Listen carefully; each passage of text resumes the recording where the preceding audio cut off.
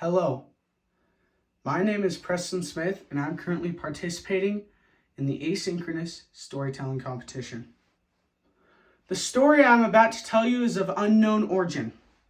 I first heard it at scout camp in the mountains of southern Utah, but this is my own variation of what I like to call the old Indian chief. Many years ago in this country, or at this point it wasn't a country, it was more of 13 non-unified colonies under the iron fist of Great Britain. But there was this young man who grew up in New Jersey, and he saw many of the rich men in the area and said to himself, that's what it truly means to be happy, to accrue large amounts of wealth so that you can spend it on whatever you want. So, of course, the young man thought to himself and said, if I pursue my education to the fullest of my abilities, then I'll be able to grow the most knowledge and I'll be able to grow the most wealth as well. So the young man attended many universities, colleges, and academies, both in the colonies and in Britain. But after a while, the young man started to recognize a trend. That all that mankind had sought for was wealth. Their greed, it was what drove them and what was starting to drive him in his heart. And he decided, I cannot have any more of this. This greed, this mankind that has betrayed me. I want to live in the wilderness as a nomad or mountain man. So the young man went unto this Indian chief, west of Mississippi, and said to him, please, master, teach me your ways so I can live in the wilderness as a nomad. And the old Indian chief, after much relenting, finally said yes. And their training began. The old Indian chief taught him how to fish, how to tan hide, and how to cross the many wildernesses and the rivers and the streams and anything that he might encounter.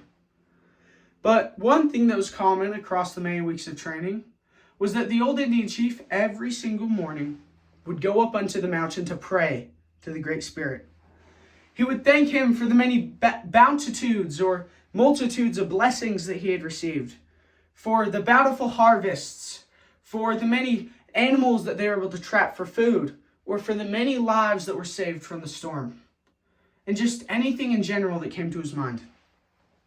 But of course, to the young man who was very experienced in earthly knowledge, said unto him, how can you worship such a being? You don't have no idea that this God or Great Spirit exists. You've never seen anything he's made or even touched his hand. How can you believe such heresy? But, of course, with much patience, the old Indian chief continued his training.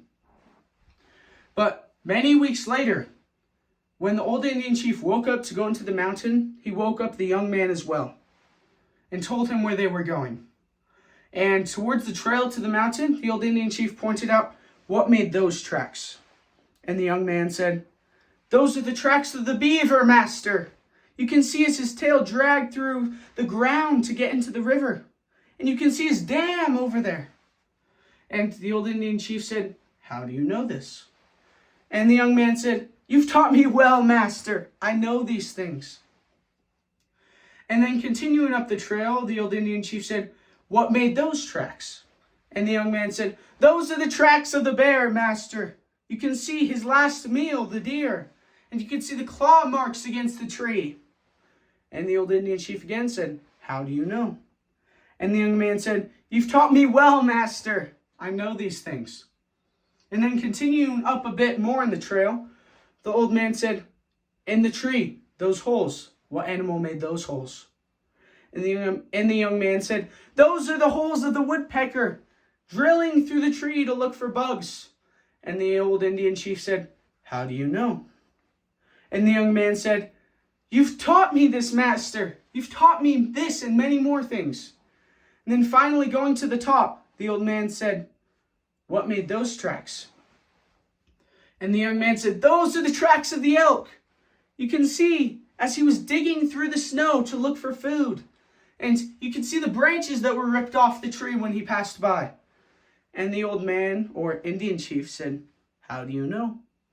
And the young man said, you've taught me well, master. You've taught me these many things and much more. And then continuing along the trail, the old Indian chief sat on a rock after wiping the snow off and motioned for the young man to follow and do likewise. And he pointed to the river and the lakes and the many grass that grew in the meadows and everything within the valley, the deer, the trees, the mountains. And he said, those are the trails and tracks of the Great Spirit. That is how I know that he exists. Thank you.